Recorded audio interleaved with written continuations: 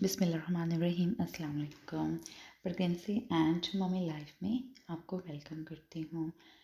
آج میں آپ سے کیسے ٹپ کیسے میتھڈ اپلائی شیئر کرنے جا رہی ہوں جس کو آزما کر انشاءاللہ آپ ایک ہی دن میں کنسیو کر لیں گے.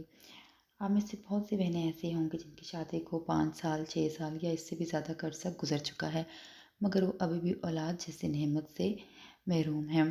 اولاد کی خوشی اللہ ہر ایک کو نصیب کرے. بے شک اولاد دینا اللہ تعالیٰ کے ہی ہاتھ میں ہے. ہمیں انسان صرف کوشش کر سکتے ہیں اور دعا کر سکتے ہیں. تو آج بھی میں آپ سے کیسے میتھڈ کیسے ٹپ شیئر کروں گی کہ انشاءاللہ جن پہ عمل کر کے آپ ضرور کنسیو کر لیں گی ایک ہی دن میں.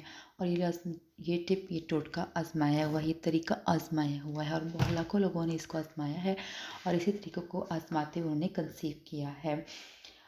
تو چلتے ہیں ویڈیو کی طرف. اور لیکن اس سے پہلے آپ سے ایک چھوٹی سی ریکویسٹ ہے، اگر آپ میرے چینل پر نیو ہیں تو پلیز ویڈیو کو لائک اور چینل کو سبسکرائب ضرور کر دیں اور ساتھ میں بیل آئیکن کو بھی پریس کر دیں تاکہ میری آنے والی ہر ویڈیو کا نوٹیفیکیشن آپ کو سب سے پہلے مل جائے.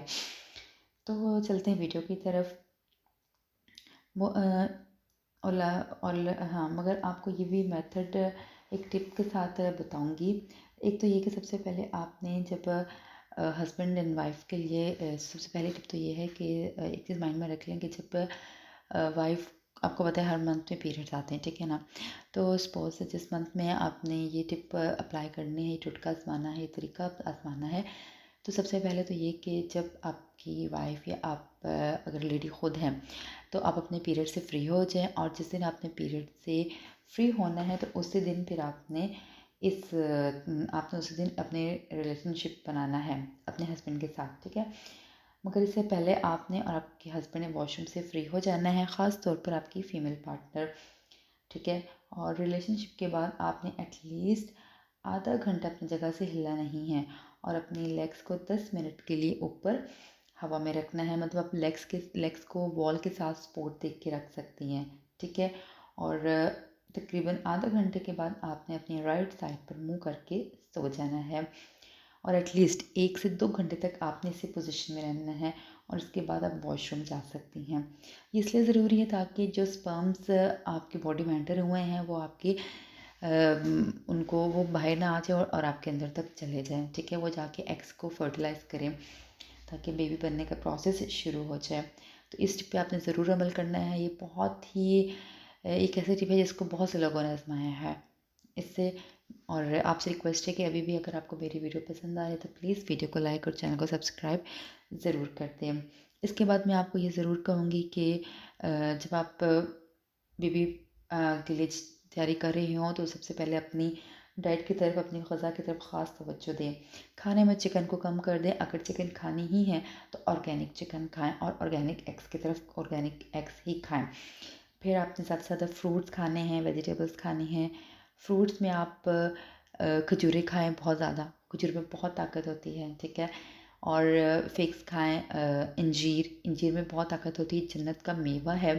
اس کے علاوہ آپ نے خاص طور پہ ہسبینڈ رات کو سونے سے پہلے یہ کھجور اور یہ انجیر مسٹ کھائیں، ٹھیک ہے. اور آپ رات میں بھی 1 گلاس دودھ کا مسٹ پئیں. اس طرح سے مارننگ میں بھی آپ دودھ کو مسٹ پئیں. اس کے علاوہ آپ نے ایکسرسائز بہت زیادہ نہیں کرنی. اگر کرنی ہے تو ایٹ لیسٹ آپ نے اپنے روٹین میں بنائیں کہ آپ واک کر سکتی ہیں، لیکن اتنی زیادہ واک نہ کریں کہ آپ کا جو سائیکل ہے وہ ڈسٹرب ہو جائے، ٹھیک ہے.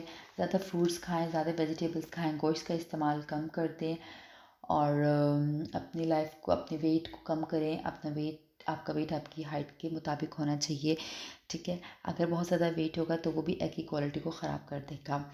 اسی طرح سے زیادہ سے زیادہ آپ اپنی ڈائٹ کا توجہ دیں. باقی اولاد کا حصول کے لیے ہم کوشش کر سکتے ہیں. دینے والی ذات اللہ کی ہے، وہ ہر بے اولاد جوڑے کو اولاد کی جیسی نعمت سے نوازے. میری دعائیں آپ کے ساتھ ہیں. ملتے ہیں نیکسٹ ویڈیو میں. تو تب تک کے لیے اپنا خیال رکھیے گا. اللہ حافظ. Bye bye and take care.